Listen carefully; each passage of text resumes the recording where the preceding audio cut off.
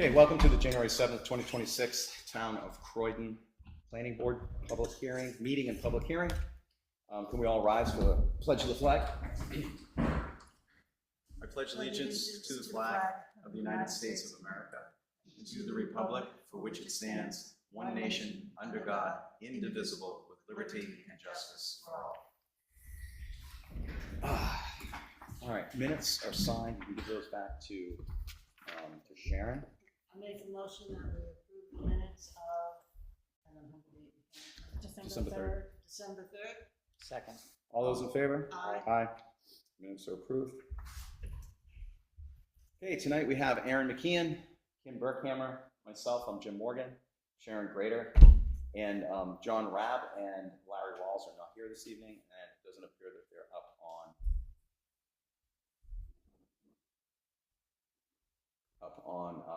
on Zoom either. So the purpose of tonight's meeting, or the public hearing portion of tonight's meeting, is to allow the public to comment on the work that's been done by the planning board for the last year to create a growth management ordinance for the town of Croydon. And what a growth management ordinance is a governmental control on the amount of building permits is what we decided to do. Growth management ordinance could be written in many different facets and many different metrics of what you're trying to control the growth of. In the town of Croydon, because of a volunteer fire department, because of the no existence of a police station, and because of the limited capacity of our school district, the town, if it was overburdened with rapid development, would find itself in a pickle, because the school would have to outsource more kids, which would cause the tuition cost to increase, which would be a very expensive burden for taxpayers if this happened all at once. EMS makes about 200 calls a year for the current population that we have, and it would be very taxing on the volunteer EMS services that we have in order to get and service everybody. So the planning board, when we sat 2 years ago, we were dealing with a situation where most of the documentation within the town of Croydon was out of date by almost 40 years. Each town in New Hampshire, the 237 towns and cities in New Hampshire, are required by state law to have a master plan every 10 years. And the master plan is a plan that's put together by the people of the community to tell the select board, the planning board, and zoning board the way they want their town to be, to look, to feel, and to grow into over the next 10 years.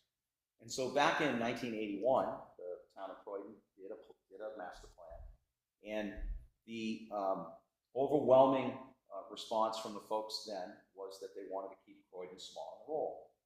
Well, it was no surprise that 40 years later, when we did the master plan last year, the sentiment of the community was to keep the town small, local, and rural. And there was some aversion to massive development, aversion to rapid growth. So we then realized, from a planning board standpoint, that we have many long-time families in town that own very large acreage. And that very large acreage, if sold to a developer, could be produced into multiple lots. And we have no restrictions on any of this. The town does not have any impact fee schedule.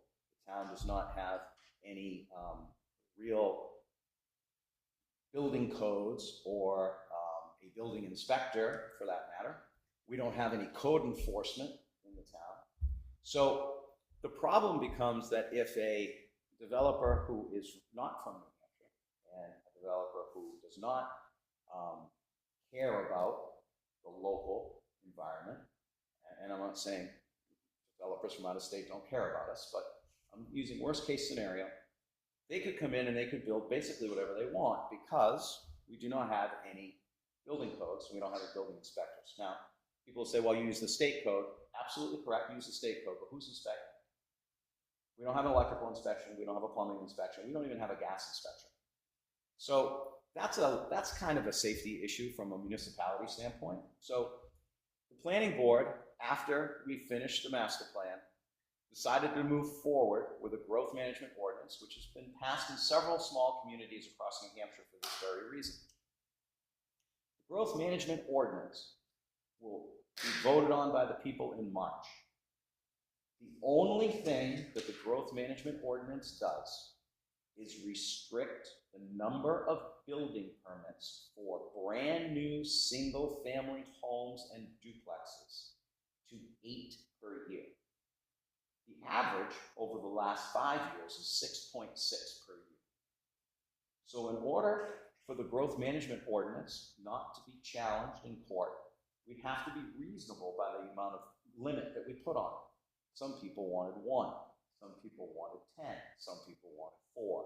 We chose 8 as a number because it was a certain percentage higher than 6, and we felt that that was a reasonable number.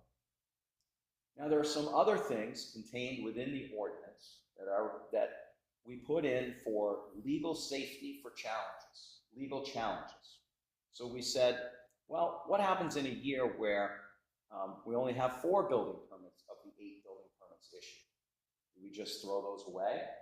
And from a legal standpoint, when you look at challenges to this, and the challenges aren't going to come from our residents. The challenges would come from a person who buys land, puts in a development, wants to build houses. And he's going to say, I challenge this ordinance because it's not viable for this. You're too restrictive. So we said, no, we're going to have a carryover. And this is done in several other communities as well. This is not unique to Croydon. So we decided that we would allow up to 4 building permits a year to be carried over, but no more than 12 building permits would ever be issued in any one calendar year. So let's say in 2026, the select board gets 6 building, and this passes, and in 2026, the select board gets in 6 building permits. That would mean that 2 would carry over to 2027. And in 2027, there would be 10 available. If those 10 building permits disappeared, then there would be 8 the following year, because we're maxed at 8 every year. So that first initial, if you look over a 5-year period of time, we're saying that 40 building permits would be issued over 5 years. With the carryover, no more than 40 building permits would still only be issued over 5 years. It's not like we would make that 40 become 50 or 60 by the carryover. Okay? And then there's special exceptions within the ordinance. If someone's house burns down, they wouldn't be considered part of the ordinance. They would be considered, you got to rebuild your house, so the town would issue a building permit to do that. The ordinance has nothing to do with accessory dwelling units, nothing to do with remodeling your home, building a garage, building a barn, building an outbuilding, building a shed, anything that is not single family home or duplex. So I know there's been a rush on building permits because people are nervous that the building permits are going to be restricted, but none of those building permits are going to be restricted. We want you to build all the barns you want, and all the sheds you want, and all the ADUs you want. That's not a problem.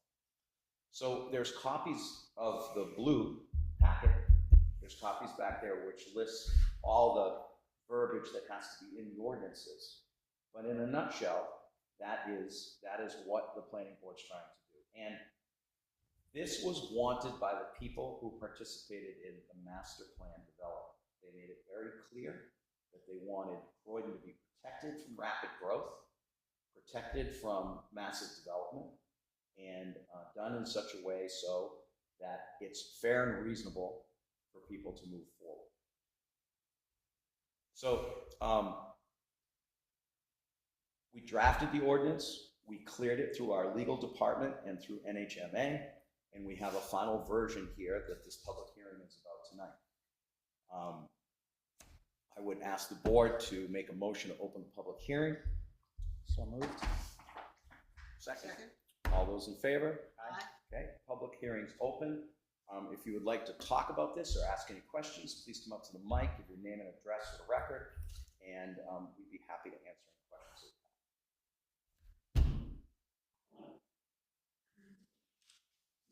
copies are in the back. They've been online since, I think, the 10th of December or something, but yeah. Any questions from any of the folks over here? So this is just something to keep the total growth, not just a limit, so that you could actually have all of that. Very solid growth, faster than it's growing. Correct. You're just trying to keep what Nancy away and Yep. do a lot of stuff. And that's what you're trying to keep. Yep. So, and that's really, that's a good segue to, so Nancy, in your particular case, you could come in and let's say that you sold your land and you did a 10-lot subdivision. Okay? So the person who bought the land and wanted to build the houses could come in and apply just like anybody else, and he'd be entitled to one.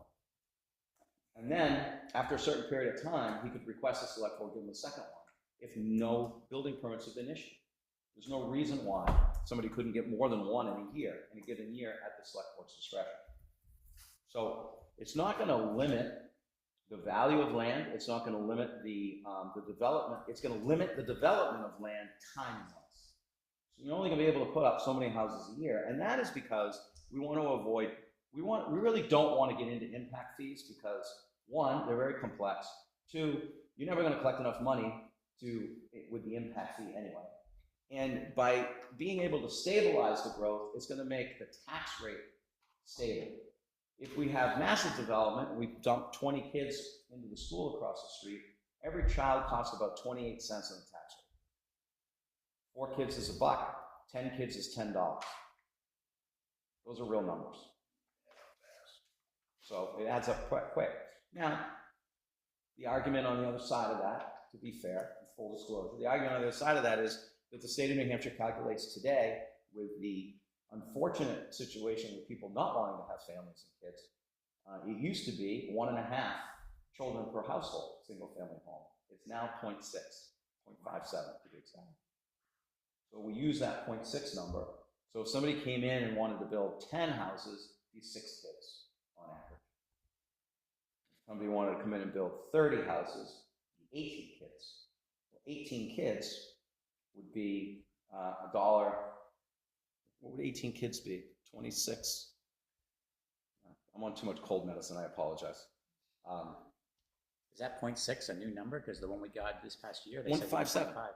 No, it was 0.57 kids per household. You corrected me on it. It's in the Oh, CIP. 0.5 per house. Yeah. Yes, yeah. So it could be 10 kids is $2.80, right? 28,000 be 25 cents per thousand. So 4 kids is $1. So 18 kids would be $4, right? Yeah. We're spending like 35,000 per kid. Yeah. Oh, okay. Is that high? Yeah. All right. So you're only getting 3 kids for $1. Yeah, that's this year. Next year, it's gonna be more. So that's what the planning board has created in order for the people to vote on it in March and decide. Now, right now, we passed a moratorium last year to not allow any subdivisions or any development because we wanted to get this growth management ordinance in place before we move forward on that. The moratorium expires the night of the election. It will not be renewed.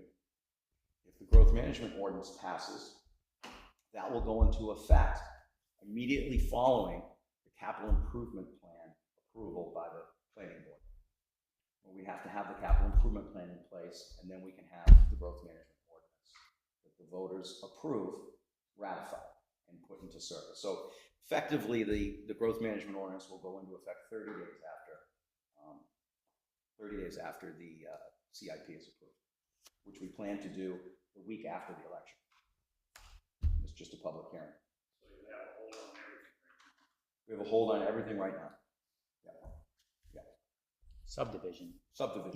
not permits. Yeah, building permits, people can come in and get whatever they want, but subdivisions right now are moratorium. Any other questions? Russ? With the state legislature working hard to revamp things to encourage building, do you have any provisions put in place to work with them case they start pushing for all the towns to open up housing. So the state's already doing that. They're already putting pressure on communities to do just that. However, there's still some sovereignty in every town that they have, and we have the power to put in a GMO, and the state, as of this session, doesn't have any legislation in to abolish GMOs. However, who knows? That could happen. But we don't tend to operate in what could be. We tend to operate in what we can and what we know. And this would be the best protection for the town for probably the next 10 years, just to be able to make sure that we don't grow too fast. The growth is stable. The big deal is that people in the state, they publish the tax rates in every town, all 237 communities. And Croydon's tax rate is probably in the bottom 5 of the state at $8.98. And so people don't look at, well, what does that mean? They go, whoa, why don't we live, And then they're saying, well, we can build a house and have a lot lower tax bill, and that's true. But if 50 people feel that way, that's not going to work in 1 year. That could work. We could grow our population by another 300 or 400 people over the next 20 years, and that would be a comfortable level of growth. It would be manageable. The town could afford to do it. At the end of that period of time, the town probably will have a paid fire station. Town of Croydon is probably looking at paid firefighters or paid fire station sometime around 1,100, 1,200 people, because you just don't have the response times to service that many people, and it's a life safety issue at that point. And let's not forget police. So Highway department. this helps us remain where we need to be focused. It helps us plan and grow slowly, and that will protect the tax rate ultimately. Any other questions? I thought you would have had a slew for me. What is the general consensus of the public on this? I mean, you guys showed up tonight, so you're obviously interested in this. So I guess my thing was just to find out why it was 8, but I didn't think that you would be close to 8. I didn't know how to work on things. I don't come to a lot of them. Did you think it would be lower or higher? What's that? Did you think it would be lower or higher? I didn't think it was even like 3 or 4. Oh, per year. okay, gotcha. Because you don't see many houses. There's probably 6 or 8 new ones on Lumber Hill. It was 9 last year and 9 the year before. Yeah. And then there was 0, 1, 2, and then we went to 6, 8, 9, 9. So is this So kind of- the trend's There's this way. a table on page 4. Yeah, I know, I read something. Yep. I just, okay, this is more or less because he's trying to get the whole home factory up there on Winter Street. Yeah, I don't think that's was never zoned for that, so I don't think that would have gone in. But 30 or 40 homes would be a problem. I'm totally with what you're talking about, because we got school. Yep. This. Yep. Everybody wants to be on the town road if they come from Massachusetts. True. So I look at the growth management ordinance as a tax protector, and I look at it as a fulfillment of the desires and wishes of the community based upon their input during the master plan process, which we had last year. Mr. Chairman, Yes. I also look on it as a way to make sure that the services that we have do not skyrocket, and those that we need to increase can increase slowly with the growth that comes in. So I also wanted to make sure that we all just think on that. The more people that come in, it's not just a school impact. It impacts your highway, it impacts your transfer station, it impacts fire, it impacts everything that we do. So it would be definitely keeping growth level and knowing how much we're going to have, we can forecast and budget better for these types of things. So I guess maybe one of the other questions I have is, so you've got 6 that you're gonna, or 8 or whatever it is you're gonna do. If that was one person come in and wanted 8 all at once, would you go that way? No, Can't, you only get one at a time. One person per, Yeah. so if they came and the guy had 4, he could get. So basically, we're gonna do 6 building, we're gonna do 8 a year, but we're gonna do 6 first come, first served. The Even other, if it's the same person? no, one per. 1 per, 6 first come, first served, 1 per. Then, if he wants another one, he goes into a lottery, and that happens in August, And he can only get one of. and he can get one of the 2 if he's in the lottery. Or, at the select board's discretion, he can have both of them if no one else applies. So, somebody could effectively build 2, 3, 4 houses a year if the building permits, if one They're person not wanted to do used. that, if the building permits aren't used. The select board has no right to restrict the 8 being issued if there's no demand. So if there was no demand all the way to August, somebody could come in and petition the select board to say, guys, you haven't had any activity since August. I've got 8 houses I want to build, I want 6. Is there a time limit to when you can okay the 8 to somebody? It would be August. It would, so that's like the end of the year. Yeah, but the building permit's good for a year after, so they could start construction. So there's a cutoff point. Correct.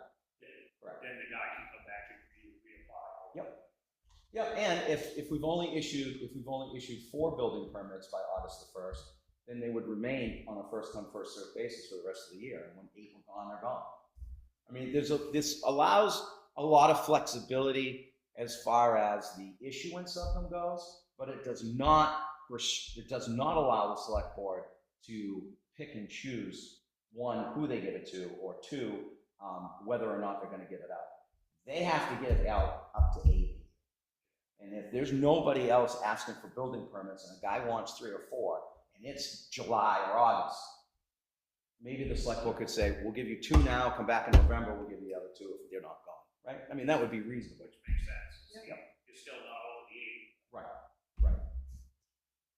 Do you have information as to what the growth of the town has been It's in there. the past 10 years? Yeah, there's a graph in here, Russ, that shows the spreadsheet of how many building permits that we have issued. That's No, for I'm 5. not saying building permits, I'm just saying the population of the town. The population of Croydon over the last 5 or 6 years has been pretty stable around 800. The census in 2020 was 801, and the census, we just did a population thing, we had 799 or something. So it's the population staying about the same. What I think is going on is I think a lot of these houses are being built for residents' kids. So the population wouldn't change because it's the same count, right? Just the number of homes. We're are- satisfying the existing population with the amount of houses that are Mhm. being permitted. Yeah, that's why we chose to select 8 instead of 6, because 6 was the average 3 years ago, and then we had a big spike, like 30%. So we wanted to keep something a little more reasonable. That could be a case where, a certain amount of kids all of a sudden mature and graduate high school, Yep. et cetera, and wants to build a house. Any other questions? You guys And- feel that this is something you can support? Okay. Aaron, do you have anything you want to add? Well, I know that we had some questions last time about the carryover, and I was just refreshing myself here on whether or not, like, say you carried over to 1 year, so there was more than 8. If those didn't get used, would those continue to carry over? But No, it's- I'm seeing here it's It's less capped the at 12. prior year's rollover. Correct. So you wouldn't keep rolling, like you had 11 1 year and 3 didn't get used. Those wouldn't roll over. It'd only be if it dipped below 8 again. Correct.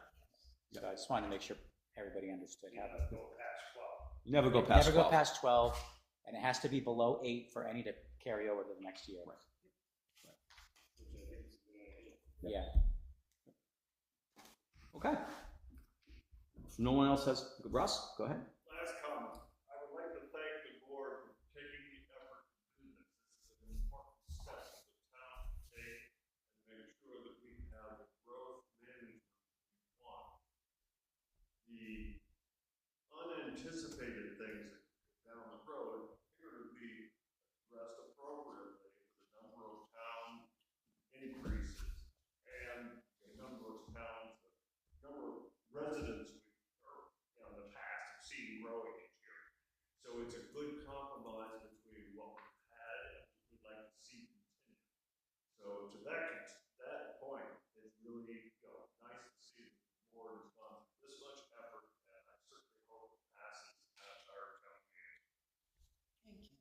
Did I just see a hornet in January? Oh, yeah. This building's full of them. We had one in our house today too. Wow. Okay, so I'll entertain a motion to close the public hearing. Make a motion to close the public hearing? Second? All those in favor? Aye. All right, public hearing is closed. All right, any other comments from the board on this document before we sign, seal, and deliver it? Oh, it's good to go. I think it's good. Okay. All right, good job, everybody, on that. Thank you. Yep, one sec. Let me just move on to the next thing here. All right, so I want to entertain, I'm going to make a motion that the planning board of Croydon submit the growth management ordinance for draft of the warrant and to be put onto the ballot for the 2026 election. Holy what you just said. Not I'm under sorry. a warrant Oh, article. warrant article, excuse me. I'd like to move that the planning board approve to create the warrant and move this to the election in March. So moved. Okay. Draft warrant has been written by, Who made the motion? oh yeah, I mean, You were a second. you were the second. All those in favor? Aye. Okay. The attorney came back with the growth management ordinance warrant article. Are you in favor of the adoption of an amendment to the town zoning ordinances proposed by the planning board to adopt a growth management ordinance pursuant to RSA 674-22 to promote and ensure the orderly development of land within the town of Croydon and to promote the public health and safety and welfare of its residents? The purpose of the ordinance is to prevent crisis conditions caused by abnormal spurts of growth when it resulting demands on limited public resources, including but not limited roads, housing, school, refuse disposal, and other matters of public health and safety. Planning board has approved this proposed amendment, majority vote required. Okay, that would be the warrant. Why, out of curiosity, why is there no mention of the master plan? And it's all, I mean, valid points on. Because I think it's all pursuant to 674-22, which requires a master plan Mhm. to be done. You have to have that and you have to have the CIP. Okay. Okay? All right. So that and that are done. Now you can do what your magic is with that. I don't know what goes from that. Okay, now, guys. So I got 14 acres of land, and I was thinking of subdividing, build myself one other house. Mhm. And then there's this other thing that I found out about. You could build a smaller house without subdividing. Correct. So- That's called an accessory dwelling unit. Okay, so that's 1,000 square feet or less? Correct.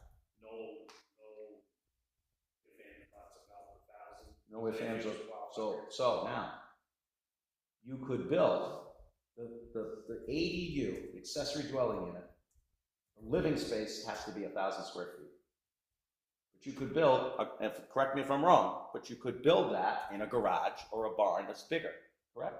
Living space just has to. The living space has to be 1,000 square feet. So you could build 1,000 square foot of living space with a garage attached to it, because that's not living space. So my plan is what I'd love to do is have like a 2-bedroom with like, it's more or less like a summer 3-season porch. Now, is that considered living space? 3 I don't think so. seasons? I don't Like think a so. 3-season porch. So I have a place where I overlook the brook. It's on my land, got the whole thing there. And I want to be able to have one level. I got 3, 7 acres. So I was just thinking of building something, but I don't really want to subdivide my land. I've already looked into subdividing. Thank you. And I like the way it is, everything I have, I like the way it is. But I would like to have another little place to be, And that's what the ADU is for. But that's what the, exactly what the ADU is for. that's the purpose of the accessory dwelling unit, but you are restricted to 1,000 square feet of living space. it can be a separate dwelling, it can have its own. Yep. Have its own well, own septic, own everything. I thought it had to be in the same set. Nope. No, it doesn't It's have to not. be, but if it is on the same septic, it needs to be big enough to accommodate Right. the additional Yeah, living that's the space. Septic has to be big enough to accommodate. And- So this piece that I'm talking about is, I could could subdivide it, the only thing would be a shared driveway to that piece. You could subdivide it with a shared driveway, But sure. like I said, I don't wanna subdivide it down the road, I would maybe whoever after me wanted to No, subdivide. so that's the difference. So with an ADU, if you build an ADU on the lot is locked. So that means that you can't subdivide it and you can't sell it out. It would It always would remain. always remain with the original lot. That's what an accessory dwelling unit So it is. can never be Correct. subdivided after, you Correct. separate the two lots. No. You could separate the two lots if the accessory dwelling unit wasn't located on the land you're subdividing, but you can't subdivide out the 1,000 square foot building from the main lot of the house. So it always has to stay. Always has to stay contiguous. So depending on the configuration of your lot, if you have 14 acres and you put your main building here and your ADU is up here and you could subdivide out 4 or 5 acres, you could sell them together because they have to remain together and subdivide out 10 acres in the future. Yeah, see, I But don't the think two- that wouldn't work. Okay, The two okay. dwellings. As it is now, my house is like in the back of my lot. Mhm. What our original plan was to separate 3.5 acres with that, keep the other with the new thing, because I have, I have a garage, I have all the stuff that I need for a little while. But, I don't care about after I'm gone, the next guy, but I didn't know how the whole program worked. That's how that works. Yep. That's how that works. The only other requirement, Always has to stay. yes, it's an accessory to the original house. Yep. The best way to think of it. And the only other restriction, which wouldn't really affect you though, is that one of the two buildings has to be owner occupied. So you can't rent them both out. Yeah. Okay, so the next thing that we need to discuss with the public is the capital improvement plan. And unfortunately, the state likes to make things complicated. So in order to have a growth management ordinance, you need to have two things. You need to have a master plan, which we have, and we need to have a capital improvement plan. And that sounds like a scary thing, but the reality is all a capital improvement plan is taking what the select board and the budget committee do every single year and putting it into a 5-year forecast. So it allows the select board to brainstorm on all the things that need to be done in town. Buildings need to be painted, roads need to be paved, roads need to be plowed, roads need to be sanded, graded, all ditches need to be cleaned out, all the things that we normally do throughout our course of our year, and all the money that we spend out of the budget that we vote on. Instead of having it up here somewhere, it gets put on a document. And that becomes a living document that's worked on every year by the planning board and the select board and the budget committee together. And we update. This is a living document that's updated every single year. So the initial document that we have created is got a lot of, I would take it home and read it, it's got a lot in it. But it basically breaks down the town budget into different categories and shows basically a project, a ranking, and an estimated cost. So the rankings run from 1 to 5, 1 being needed right away, 5 being maybe someday, okay? And so basically what we did was we took all of the things that we think could happen in town, improvements to buildings, update electrical systems in town hall. None of this is going to be guaranteed to happen if you approve this. We still have to go through our normal town meeting process where everything would be voted on by the public. All the CIP is a guideline for the budget committee. It doesn't mean anything other than that. And it's an important document because what it allows people to do is not get blindsided by repairs. It forces you to think about Cash Street and Lovern Hill and Barton Road and all of our roads and Boulderville bridges and all kinds of things that sometimes need repair. So we just repaired Boulderville Bridge. We'll probably have to repair it again in another 20 years. So we should list that sometime down the road as potential repair. Let's go get it looked at. But it keeps these things fresh in the mind so that you don't end up getting hit with a curveball that you forgot about something, which is very similar to, I think, what happened in the last couple years because we got hit with we got hit with 2 bridges, we got hit with repaving of Cash Street, we got hit with resurfacing of Croydon Brook Road, and it seemed, as I sat on the budget committee, that these things just fell in our lap, that we had to do all these things. We had no vision of this, no forecast of this. No long-term. No long-term plan. So what the capital improvement plan does is it says, you have to sit and think about these things, you have to rank them, so that the public has transparency to understand that these things may come up down the road, and they can say, oh, I read that last year. I knew they were gonna put that up for vote. I wanna ask some questions about it. That's all the CIP does. It doesn't lock anybody into anything. It's a guide. But under New Hampshire law, we need permission from the voters to use this methodology and use this budgeting methodology. And that's really all it is. But it's a requirement to have a growth management ordinance because the growth management ordinance is a justification of why we're putting a limit on issuing building permits.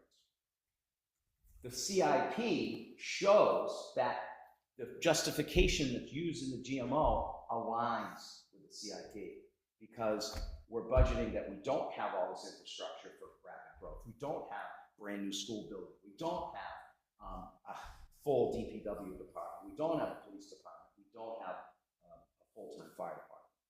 So this document helps provide backup for this document, and the master plan covers them all. That's basically how you have to look at it. And so we need the public to support the capital improvement plan and allowing the planning board to create it.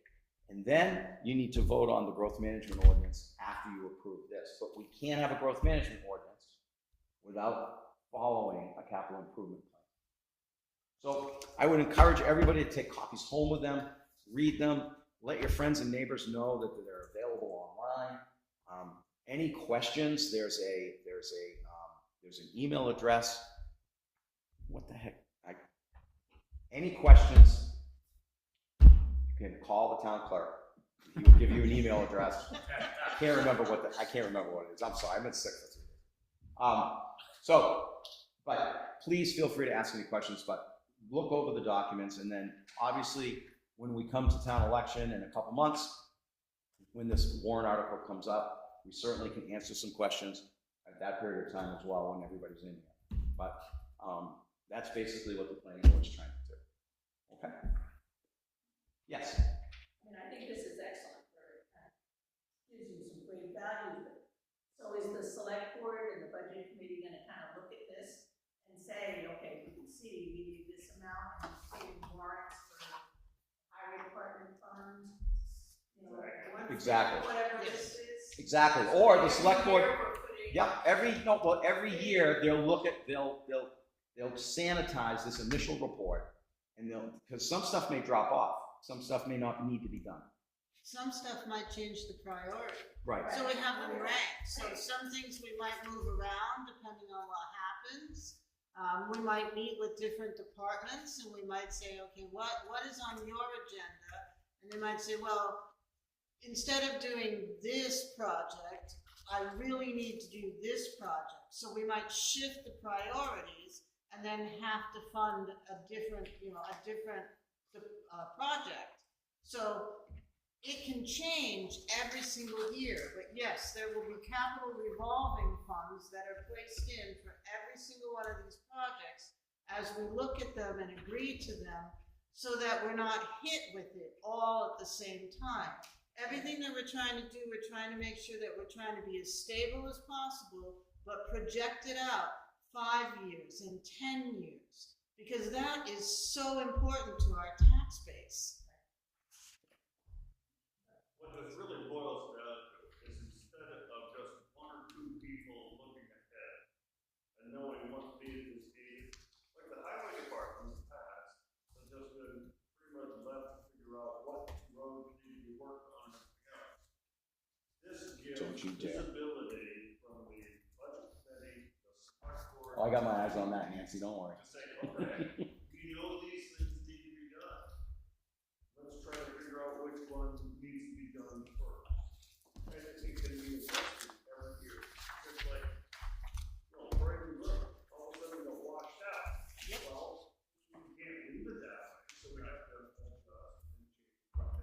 change the plan. And that's done not just with one or two people, that's done with a coordination.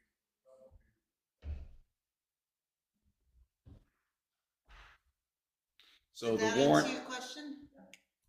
So the warrant will be to see if the town will authorize select board to appoint a capital improvement program committee pursuant to RSA 674-5 and to prepare a recommended program of municipal capital improvement projects projected over a period of at least 6 years.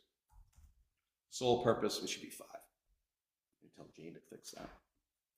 We can fix it. Yep. The sole purpose and the effect of this committee is to prepare a capital improvement program to assist the select board in consideration of the annual budget. That's all it is. Okay. All right. Jason, Fire Chief Rook would like us to add, they wanted to put it in as a zoning ordinance, and I told them that it was too late. But he wants us to add, if building a house or any structure off a Class 6 road, it's the owner's responsibility to upgrade the road for emergency access. Roads must be 14 feet wide, proper gravel and drainage. Roads must be maintained for EMS vehicle safety. Failure to upgrade and maintain the road, the town nor emergency services cannot be held liable for any emergency services up on the road. So what I said to him was, I said, I want to put this into our site plan regulations. Well, beyond that, we can add it to Class 6 roads. You have to have a waiver of liability. We can put it into the waiver of liability language. Fine, As I'm gonna well. give that to you. That's not. The language is, I mean, it's saying though that it's requiring If it. they build on a Class 6 road, you would either have, they would have to bring it to town specs or write us things that they would maintain it to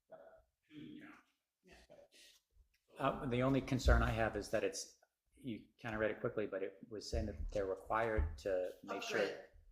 which currently they're not required, No. but they have to sign a waiver. They're saying it's signing a waiver. But if you're still giving them the option of the waiver, then you're not requiring it. It's still, That's why I just give it to the board as something the chief would like us to look at. okay. I think I can- let's pick it up after the election, Mhm. because at this point, our work is done. Okay. So I wasn't planning on having another meeting until the Wednesday after the election. And then the Wednesday after the election, I want to have our regular planning board meeting. So we won't meet in February. We'll meet March, 21st or 28th, somewhere like that. we will meet March 18th. The election's the That's what I'm 10th, isn't it? Elections the 10th, town meeting the 14th. Right.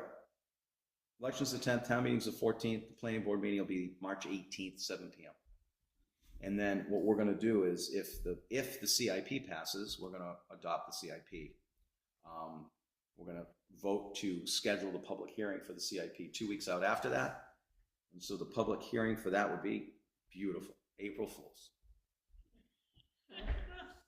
Okay, so the 18th would just be a regular public. Regular planning board meeting, where we will adopt the planning board as the committee for the CIP. We will approve our CIP plan and schedule a public hearing for April 1st for people to weigh in on the capital improvement plan. And then on April 1st, and once that's approved, the GMO will take effect after that. Immediate. You don't have to have the capital improvement approved before they approve the GMO. So what we're doing at the election is we're going to have the voters, we're going to do them in order. So if the voters approve the capital improvement plan, giving the planning board the authority to create it, then we can vote on the GMO. The GMO's effectiveness is tied to our adoption of the capital improvement plan, which is done by the planning board. It's not done by the voters. So it'll be we're doing both at the same time, which is the first time in New Hampshire history that's been done. We're doing both at the same time, which everybody from a legal aspect says it's okay. And then we're going to adopt them in order that way. So the adoption of the warrant for the GMO, which that should be on there, the GMO that should say that it will go into effect. I think we just have to ask. You're gonna have to ask Jane. I have to ask Jane. That should go into effect. So put it on your Yep, notes. to ask 30 Jane. days after effective date. So So if the CIP passes, the planning board will adopt the CIP. Correct. Then on April 1st, Be a public hearing another public hearing. to approve Yeah, the CIP and adopt it. So I take it as of right now, Croydon has no master plan of any. We do. We have a master plan. We just did it this year. No Well, last CIP though. We have no CIP and no growth management ordinance. These are what we need to continue on if everybody wants to finish finalizing what they told us they wanted in the master plan meetings, which was to keep growth stable and continue with the Well, I know he rules. said something about back in 1981. they That had a was, master yes. plan. Yeah, that's That was Yeah. last year. That was last year that we did. No. Yeah, that was last year that we did. Unfortunately, the master plan doesn't have any teeth unless you pass something like this. Right. It's But just you an can't- expression of what you want. Right, but you can't pass these types of things without having an up-to-date master plan. But it makes sense. You gotta know where you're headed. And if you have any questions on that, the master plan is available on the town website. Yes. so you've got some things on this CIP dated year 2026. Are you gonna get warrant articles added to this year's town meeting to cover them? No, I think the 2026 stuff, we were going to align with what you guys were working on. So we Yeah, should. It's just up to the select board on what warrants they want to put. through. Yeah, so what we'll do is when we go to approve our CIP, because this is just a draft, we go to do the final approval, it's gonna be after the election, so it won't have 26 on it, it'll go 27 to 32. We'll just have to tweak that Mhm. when we do it. So things like repaving of Lower Hill, 2026, that might already be. They weren't planning on doing, I don't think And they then were you can planning think on of it doing as like. Was that a 5 priority on there? This is 3. 3, yeah. It's also an expected date. The select board still has to decide to actually do it and put it on the warrant. Right. And so what happens is after the election, every year in April, the planning board would meet with the select board, go over the CIP for that year, take off what's been passed, and then update the CIP and move forward. And with the new road agent, we may have some different things. Correct. Yes. Correct, because we did, right, we drafted this without that. So this is kind of a draft document right now to kind of show people what a CIP looks like, but obviously we can't finalize the document until we're approved to do so. So this is kind of just, this is what it would look like, folks. It's another tool to keep everything working. Got it. Okay, anything else? I'll entertain a motion to adjourn. So moved. Second. All those in favor? Aye. We are adjourned. I got a text from Chuck